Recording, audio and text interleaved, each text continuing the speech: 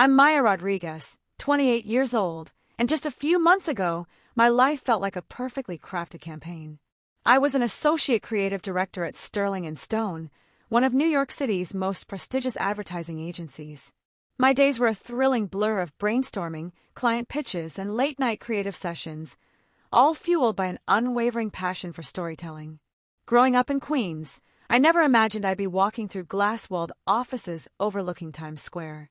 My parents, immigrants who worked tirelessly, instilled in me the belief that hard work and integrity were the only true currencies. They taught me to speak my mind, but also to listen intently, lessons that served me well in the cutthroat world of advertising. I started at Sterling & Stone 5 years ago, fresh out of college, as a junior copywriter. The agency was a whirlwind of diverse talent, but also subtle hierarchies. I quickly learned that while talent was recognized, certain doors seemed to open more easily for others. I often felt I had to work twice as hard to get half the recognition. Despite the challenges, I thrived.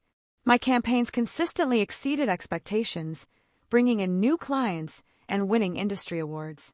I had a knack for connecting with diverse audiences, crafting narratives that resonated deeply and authentically. My colleagues, mostly, saw my results and respected my dedication. I poured my heart and soul into every project, seeing each one as an opportunity to prove myself, not just to the agency, but to that little girl from Queens who dared to dream big. My portfolio grew, filled with successful campaigns for major brands, each a testament to my relentless drive. I was living my dream, or so I thought. The agency's annual Employee of the Year award was a highly coveted honor, typically given to senior executives or those with decades of service. It celebrated not just performance, but dedication to the company's values. Winning it felt like the ultimate validation, a sign that all my hard work had truly paid off. When my name was announced at the glittering gala, a wave of euphoria washed over me. I walked onto the stage, accepting the crystal trophy, feeling the warmth of applause. It was a moment of pure, unadulterated triumph, a public acknowledgement of my contribution and worth within the company. I remember looking out at the sea of faces, seeing smiles and nods of approval from my peers, and even some senior partners. It felt like I had finally broken through, shattered invisible barriers. This award wasn't just for me, it was for every person who ever felt overlooked or underestimated. I made a short, heartfelt speech, thanking my team and the agency for the opportunity. I spoke about the power of diverse voices in advertising and the importance of authentic storytelling. The applause was thunderous, and I left the stage feeling on top of the world, ready to take on any challenge. The next morning, I arrived at the office early, still buzzing from the previous night's celebration. My desk was adorned with balloons and congratulatory notes from colleagues.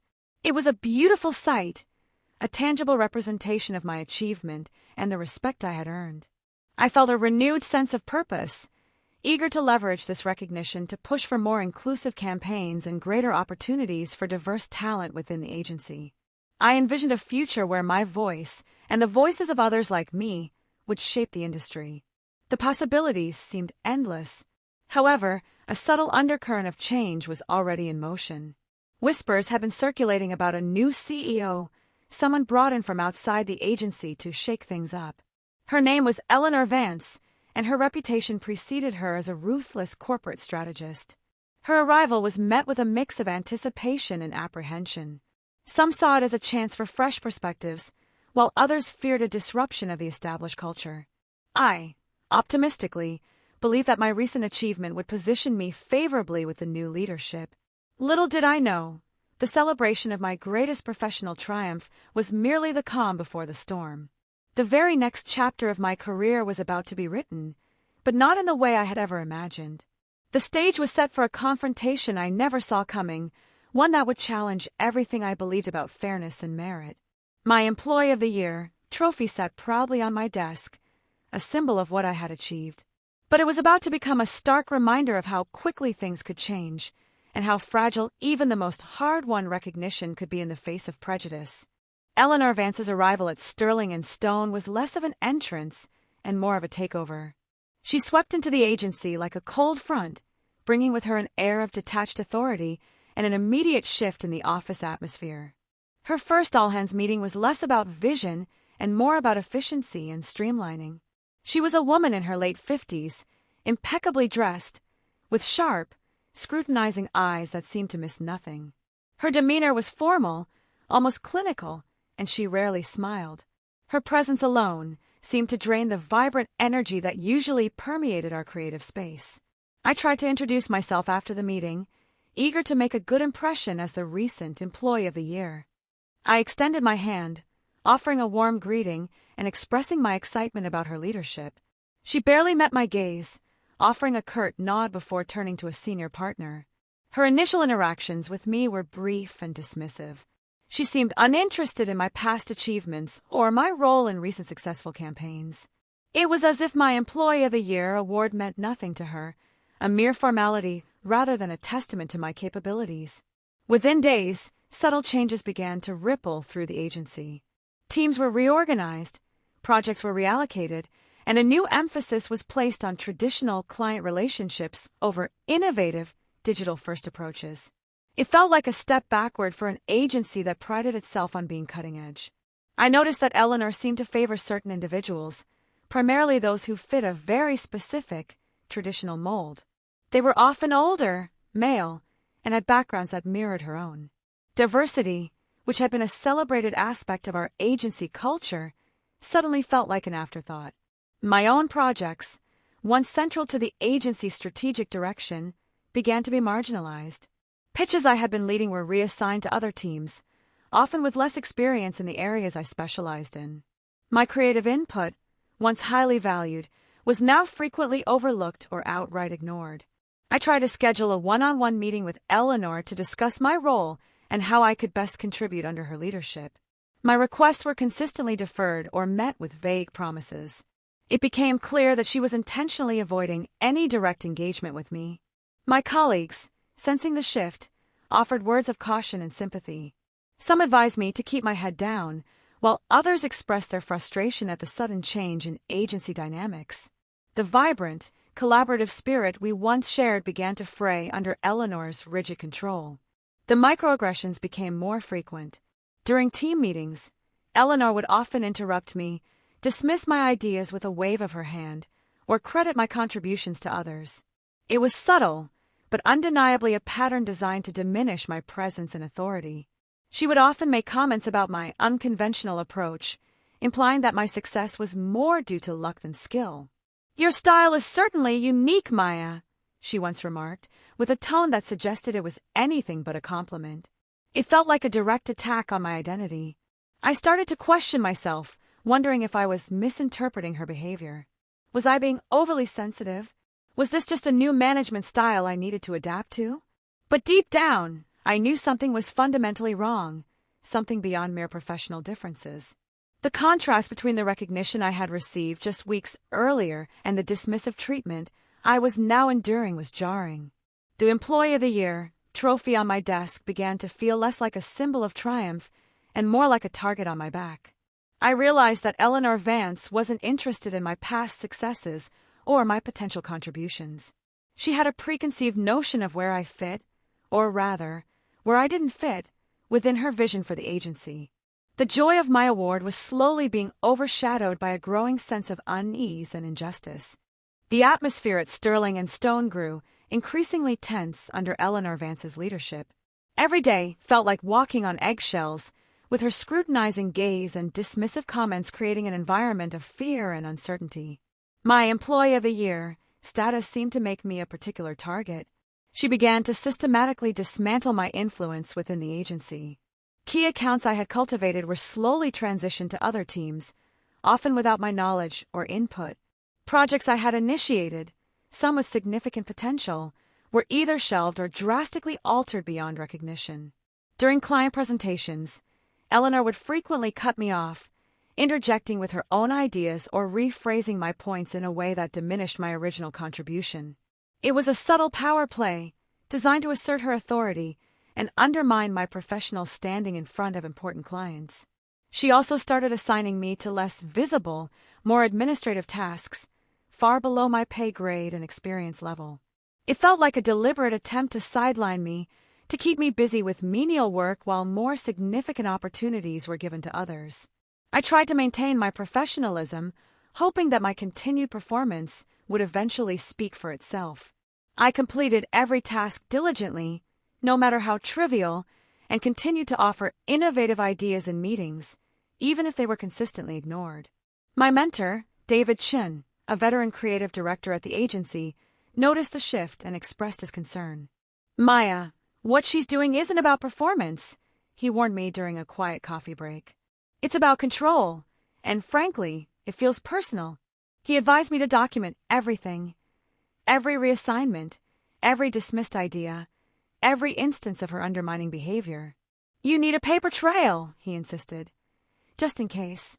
I started keeping a detailed log, though I hoped I would never need it. The most frustrating part was the lack of direct confrontation. Eleanor never explicitly stated her reasons for sidelining me. It was always couched in vague terms like strategic realignment or optimizing team strengths, making it difficult to challenge her actions directly. I felt a growing sense of isolation. Some colleagues, fearing Eleanor's wrath, began to distance themselves. The once vibrant camaraderie that defined our creative department slowly eroded under the weight of her oppressive management style. One particularly galling incident occurred during a major pitch for a new international client. I had developed the core creative concept, a bold and culturally nuanced campaign that resonated deeply with the client's values. It was a concept I was incredibly proud of. During the final presentation, Eleanor presented my concept as her own, barely acknowledging my contribution.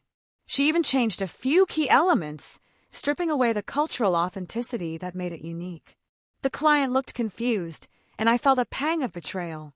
After the meeting, I confronted her, calmly but firmly, about taking credit for my work. She merely scoffed. "Maya, ideas are agency property. Besides, I refined it. You should be grateful for the opportunity to contribute at all." Her words were a cold slap in the face. The constant undermining began to take a toll on my confidence, despite my best efforts to remain resilient. The joy I once found in my work was slowly being replaced by a gnawing sense of anxiety and frustration. I started dreading going into the office each day. I knew I was being discriminated against, not just professionally, but personally. It felt like she saw my background, my identity, as a liability rather than an asset.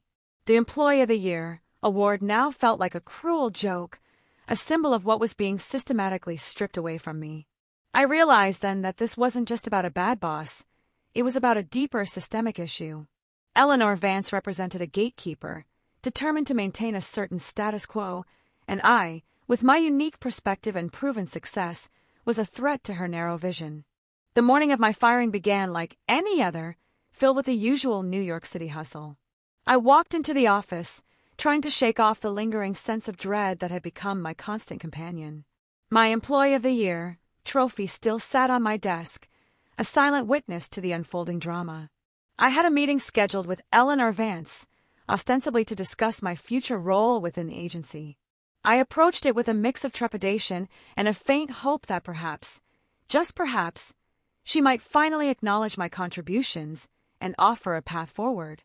When I entered her office, she was sitting behind her large, imposing desk, her expression unreadable. Across from her sat Sarah, the head of Human Resources, her face unusually somber. The presence of HR immediately sent a chill down my spine. This wasn't going to be a discussion. Eleanor wasted no time with pleasantries. "Maya, thank you for coming in," she began, her voice devoid of warmth. "We've decided that your role at Sterling and Stone is no longer a fit for our strategic direction." The words hit me like a physical blow, even though I had half expected them. I felt a sudden rush of heat, then cold, as my mind struggled to process what she was saying. "A fit!" I managed to stammer, my voice barely a whisper. "I just won Employee of the Year. My campaigns have consistently delivered outstanding results." Eleanor leaned forward, her eyes cold and unwavering. "Your past performance is noted, Maya. However, we're moving towards a more traditional, client-centric approach that requires a different skill set. We need someone who aligns more closely with our established methodologies." Sarah from HR interjected, her tone softer but equally firm. "We've prepared a severance package for you, Maya, and will provide outplacement services to assist with your transition. It was a rehearsed speech designed to be delivered quickly and without emotion. I looked from Eleanor to Sarah, feeling a surge of disbelief and anger. "This is about strategic direction?" I asked, my voice gaining strength. "Or is it about the fact that I don't fit your preconceived notions of what a successful creative director should look like?" Eleanor's expression hardened. "That's an inappropriate accusation, Maya. This is a business decision, purely based on performance and alignment." Her words were a blatant lie, and we both knew it. The discrimination was palpable, even if unspoken. My mind raced, recalling all the subtle slights, the overlooked ideas, the reassigned projects. It wasn't just about my skills. It was about my identity, my background, the very essence of who I was. The Employee of the Year award suddenly felt like a cruel irony. "So, the Employee of the Year is no longer a fit?" I repeated, a bitter laugh escaping my lips. "This is not just unfair, it's a profound injustice. You're dismissing someone who has consistently delivered excellence, simply because you prefer a different kind of excellence." Eleanor stood up, signaling the end of the conversation. "We wish you well in your future endeavors, Maya. Your access will be deactivated by the end of the day. Please gather your personal belongings." The finality of her words hung heavy in the air. I walked out of her office in a daze, the fluorescent lights of the agency suddenly feeling harsh and unforgiving. My colleagues looked at me with sympathetic, knowing glances, some even offering hushed words of support. They knew what this was. Reaching my desk, I carefully picked up my Employee of the Year trophy. It felt heavier now, no longer a symbol of pride but of betrayal. This was not just a firing, it was a deliberate act of professional erasure designed to diminish my achievements. As I packed my box, a quiet resolve began to settle within me. The initial shock gave way to a fierce determination. They thought they could silence me, dismiss me, but they had gravely underestimated the power of someone who had nothing left to lose. I left Sterling and Stone that day not with my head bowed in shame, but with a quiet fire burning in my gut. They had tried to break me, but they had only succeeded in igniting a new, stronger purpose. This was far from over. Leaving Sterling and Stone felt like stepping into a void. The bustling streets of New York, once a source of energy, now seemed indifferent to my sudden professional upheaval.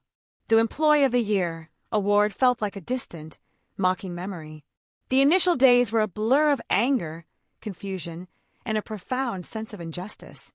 How could someone who had just been celebrated for their excellence be so summarily dismissed?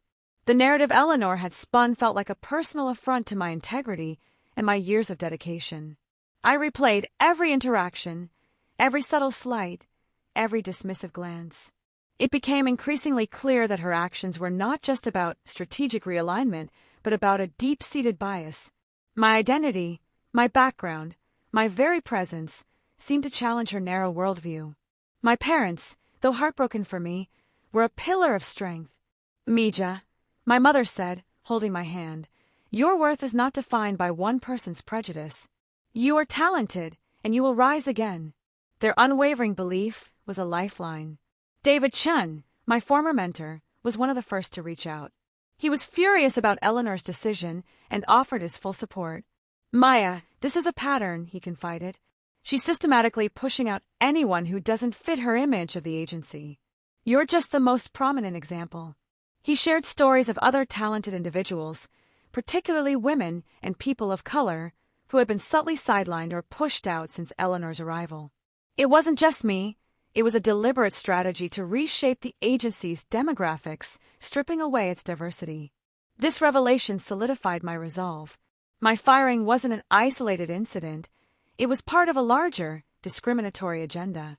I realized that my fight wasn't just for myself, but for everyone who had been, or would be, affected by Eleanor Vance's prejudiced leadership. I consulted with a labor lawyer specializing in discrimination cases. She listened patiently to my story, reviewing the timeline I had meticulously kept. "This is a strong case, Maya," she affirmed. "The Employee of the Year award makes your dismissal particularly egregious."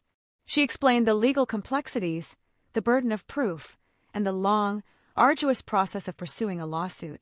It would require time, emotional resilience, and a willingness to confront the very institution that had once celebrated me. But more than legal recourse, I needed to understand the why. Why me?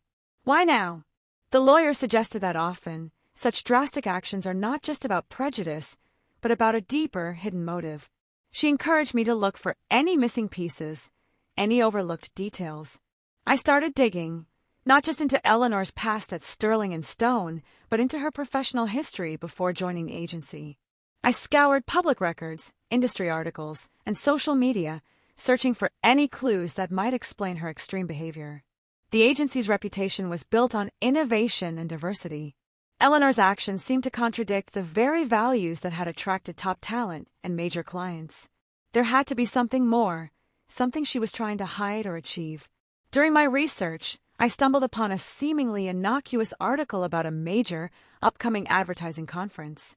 Sterling & Stone was listed as a key sponsor, and Eleanor Vance was scheduled to deliver the keynote address, unveiling a groundbreaking new client initiative.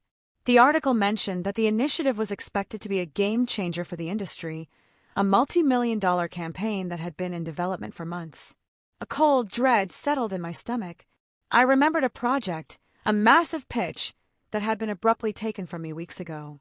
It was a project I had poured my heart into, developing the initial strategy and creative direction.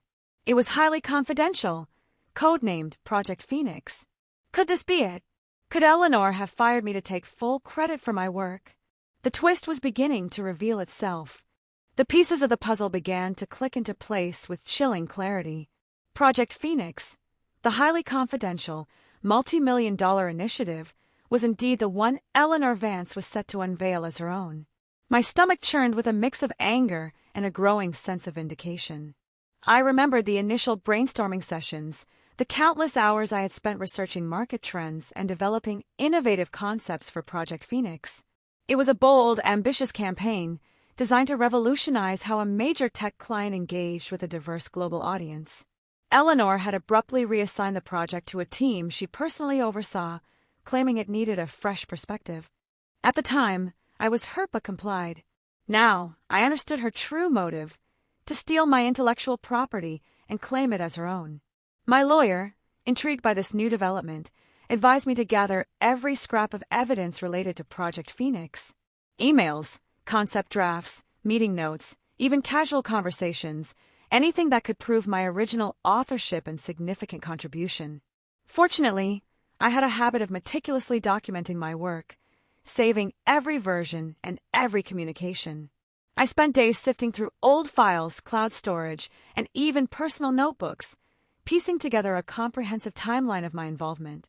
I discovered old emails where I had shared early concepts with Eleanor, receiving only vague, non-committal responses.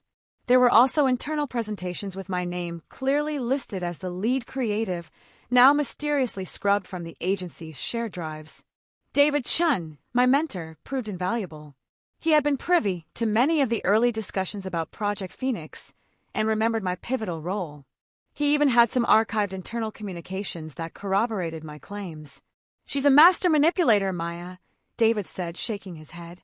"She knew your ideas were brilliant, and she wanted them for herself. Firing you was just a way to ensure you couldn't challenge her claim." The more evidence I uncovered, the clearer Eleanor's pattern of deception became. She wasn't just prejudiced. She was a corporate thief, willing to destroy careers to advance her own. The Employee of the Year award now seemed like a smokescreen she used to distract from her true intentions. I also found a forum post from a former employee of Eleanor's previous company detailing a similar incident where she had allegedly taken credit for a subordinate's work. It was anecdotal, but it painted a consistent picture of her unethical behavior. My lawyer was thrilled with the new evidence. "This changes everything, Maya," she explained. "This isn't just a discrimination case. It's a case of intellectual property theft and wrongful termination based on a malicious scheme." The regret in the title was now taking on a new, deeper meaning. Eleanor's regret wouldn't just be about firing a talented employee. It would be about losing a multi-million-dollar project and exposing her fraudulent practices. We decided to wait for the opportune moment to reveal our hand. The upcoming advertising conference, where Eleanor planned to unveil Project Phoenix, seemed like the perfect stage for her downfall. The bigger the stage, the harder the fall. The thought of confronting her, of exposing her lies in front of the entire industry, filled me with a powerful mix of fear and exhilaration. This wasn't just about getting my job back. It was about reclaiming my narrative and ensuring justice was served. I started preparing, not just legally, but mentally. I visualized the moment, rehearsing my words, strengthening my resolve. The woman who had been fired just weeks after winning Employee of the Year was about to become the architect of her former boss's undoing. With the evidence meticulously gathered and our strategy firmly in place, a quiet confidence settled over me. The fear that had once paralyzed me was replaced by a steely determination. Eleanor Vance had underestimated me, and she was about to pay the price. My lawyer advised me to keep a low profile, to let Eleanor continue believing she had successfully silenced me. We wanted her to walk onto that conference stage feeling completely secure in her deception, making her eventual fall even more impactful. The advertising conference was a major industry event, attracting top executives, media, and potential clients from around the globe. Eleanor's keynote address, specifically the unveiling of Project Phoenix, was highly anticipated and widely publicized. I secured a press pass through an old college friend who worked for an industry publication. I wanted to be there, not just as an observer, but as a silent witness to the beginning of Eleanor's downfall. David Chin also promised to be there, offering his quiet support. My lawyer and I prepared a comprehensive dossier detailing my original contributions to Project Phoenix, complete with dates, documents, and witness statements. We also included evidence of Eleanor's discriminatory practices and the pattern of her unethical behavior. We plan to deliver this dossier to the conference organizers, key media outlets, and the board of directors of Sterling & Stone, immediately following Eleanor's presentation.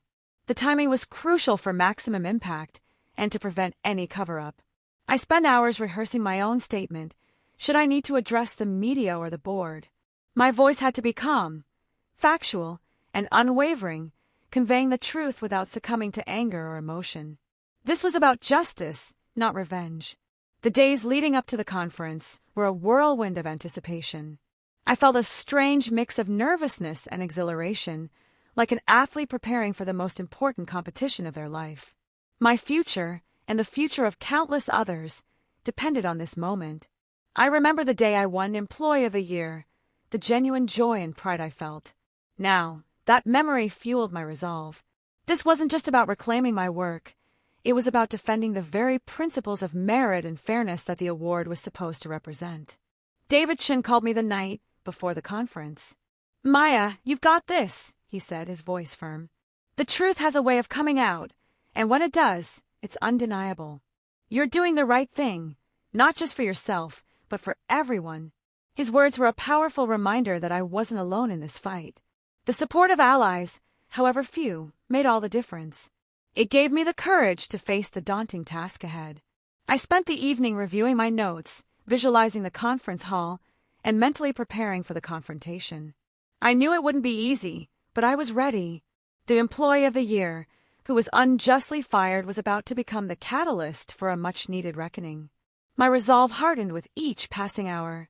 Eleanor Vance had made a critical error in underestimating me. She had assumed that my dismissal would be the end of my story, but it was only the beginning of hers. The stage was set for a dramatic reveal. The twist was not just that she stole my work, but that she would be exposed at the very moment of her supposed triumph. Her regret would indeed be instant and profoundly public. The conference hall buzzed with anticipation. Eleanor Vance, poised and confident, took the stage to a round of polite applause. She began her keynote, her voice smooth and authoritative, detailing Sterling & Stone's vision for the future. My heart pounded in my chest. Then she transitioned to Project Phoenix, unveiling the campaign with a flourish. My concepts, my strategies, my creative direction, all presented as her own. She spoke with such conviction, such ownership, that for a fleeting moment, I almost doubted myself. But then I saw the slides, the exact visuals I had created, the precise wording of the taglines I had meticulously crafted. It was undeniably my work, stolen and repackaged. A cold fury settled over me, sharpening my focus. As the applause for Project Phoenix died down, Eleanor opened the floor for questions. This was our cue. My lawyer, strategically positioned near the stage, discreetly handed a sealed envelope to a prominent journalist sitting in the front row. Simultaneously, David Chun, from his seat in the audience, sent a pre-scheduled email to the Sterling and Stone Board of Directors and the conference organizers, attaching the comprehensive dossier of evidence. The wheels of justice were now in motion. The journalist, a seasoned veteran known for her sharp investigative instincts, quickly scanned the document. Her eyes widened, and she immediately raised her hand, a question forming on her lips. Eleanor, still basking in the glow of her presentation, called on her. "Ms. Vance," the journalist began, her voice cutting through the air, "can you comment on allegations that Project Phoenix was primarily developed by your former associate creative director, Maya Rodriguez, who was recently dismissed from Sterling and Stone?" A collective gasp rippled through the audience. Eleanor's face, which had been composed moments before, visibly paled. Her eyes darted nervously towards the journalist, then frantically scanned the room, searching for an escape. That's an absurd claim," Eleanor stammered, her voice losing its smooth composure. Project Phoenix was a collaborative effort led by my vision, but her words lacked conviction, her usual confidence shattered. Another journalist, having received the same dossier, chimed in. "We have documentation, Ms. Vance, including internal emails and early concept drafts, that strongly suggest Ms. Rodriguez was the primary architect of this campaign. Furthermore, there are allegations of a pattern of discriminatory dismissals under your leadership." Eleanor's face drained of all color. Her eyes flickered to me, sitting calmly in the audience. The shock, the realization of her exposure, was instant and absolute. Her regret was etched clearly on her face, a public humiliation she could not escape. The conference descended into chaos. Reporters clamored for answers, attendees whispered amongst themselves, and the board members, now receiving the damning email, began to look at Eleanor with expressions of dawning horror. Security quickly escorted Eleanor off the stage, her grand moment of triumph utterly destroyed. The unveiling of Project Phoenix, meant to be her crowning achievement, had become the stage for her spectacular downfall. In the aftermath, Sterling and Stone launched an immediate internal investigation. The evidence was undeniable. Within days, Eleanor Vance was not only terminated but faced legal action for intellectual property theft and discriminatory practices. As for me, the agency, desperate to salvage its reputation and retain the Project Phoenix client, offered me my job back, along with a significant promotion and an apology from the board. But my perspective had changed. I politely declined their offer. My experience had taught me that true empowerment comes from building your own path, free from the constraints of prejudice and corporate politics. I decided to start my own agency, one built on the principles of true diversity, innovation, and ethical practice. The client from Project Phoenix, impressed by my integrity and the undeniable quality of my original work, followed me to my new venture. My Employee of the Year award now sits proudly in my new office, a symbol not of past recognition, but of the resilience that forged my future. Eleanor Vance's instant regret was a powerful validation, but my true victory was the freedom to define my own success. I built an empire not on borrowed ideas, but on my authentic self, proving that true worth can never be silenced or stolen.